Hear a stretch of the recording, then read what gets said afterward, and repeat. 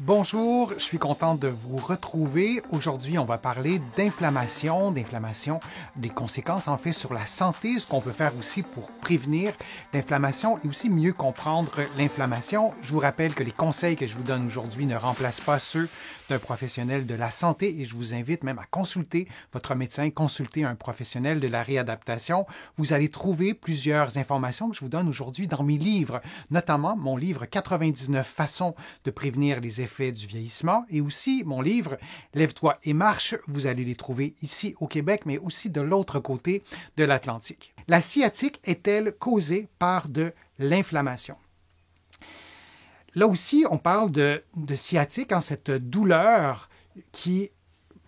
Il y a vraiment des variables dans la sciatique, mais qui peut partir du bas du dos ou de la fesse, qui va irradier jusqu'au genou, jusqu'à la cuisse, jusqu'au pied. Là aussi, on peut décliner tout ça, mais des douleurs de type sciatique qui sont liées au nerf sciatique et à ses déclinaisons, parce que le nerf sciatique change de nom durant le trajet du nerf. Alors, quelles sont les causes de la sciatique? Avant de parler d'inflammation, on va parler de causes.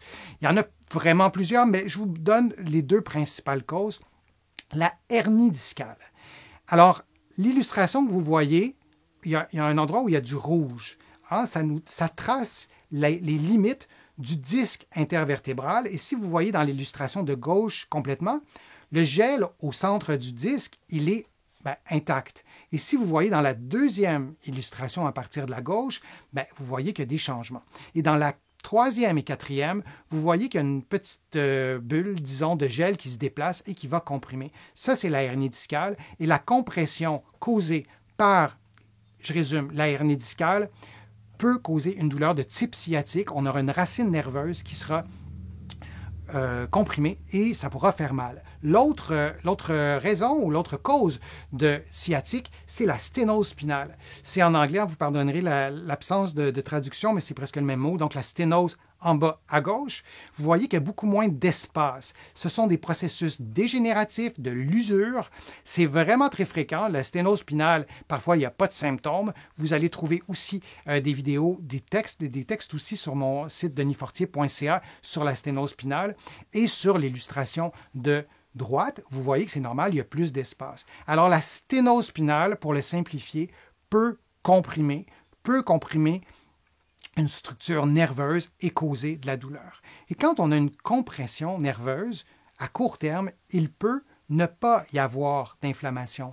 On peut vraiment je vous remonte la question, la sciatique est-elle causée par de l'inflammation? La compression nerveuse par une hernie discale pourrait n'être que mécanique. Il n'y a pas de processus inflammatoire. Par contre, le nerf, c'est un tissu qui est vascularisé. Dans le dos, on a des tissus qui sont vascularisés, donc s'il y a du sang, on peut avoir des réactions inflammatoires. On a des muscles.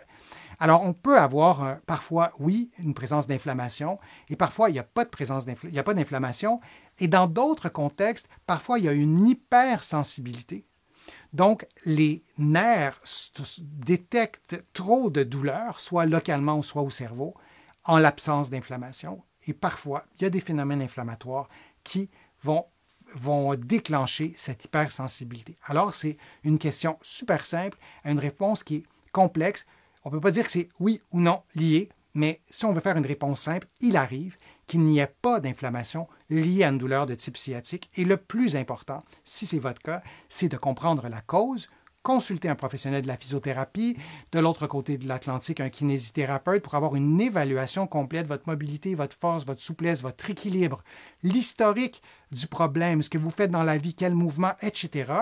On a une expertise pour faire ces évaluations et dans bien des cas, la question à savoir si c'est de la douleur ou de l'inflammation, parfois, cette réponse-là, ce n'est pas la plus importante. Dans d'autres cas, on se rend compte que la personne a peut-être un problème d'arthrite rhumatoïde qui n'a pas encore été diagnostiqué. Et là, on voit bien que c'est lié à de l'inflammation. Je vous remercie d'avoir été là, d'avoir assisté à ces contenus que je vous présente. Ça me fait toujours plaisir de le faire.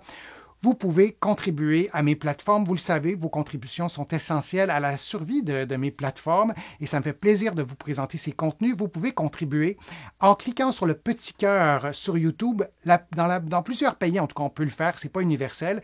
Vous pouvez aussi faire une contribution en visitant mon site web, le www.denisfortier.ca.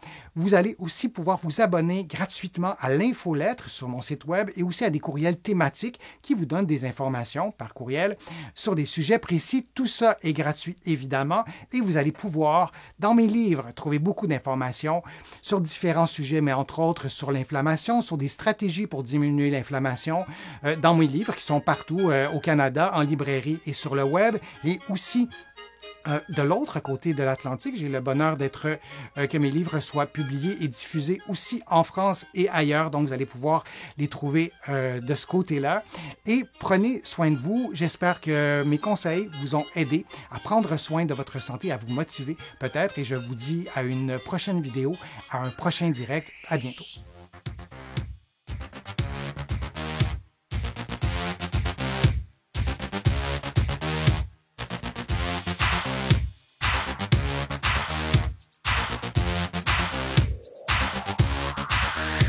Shh.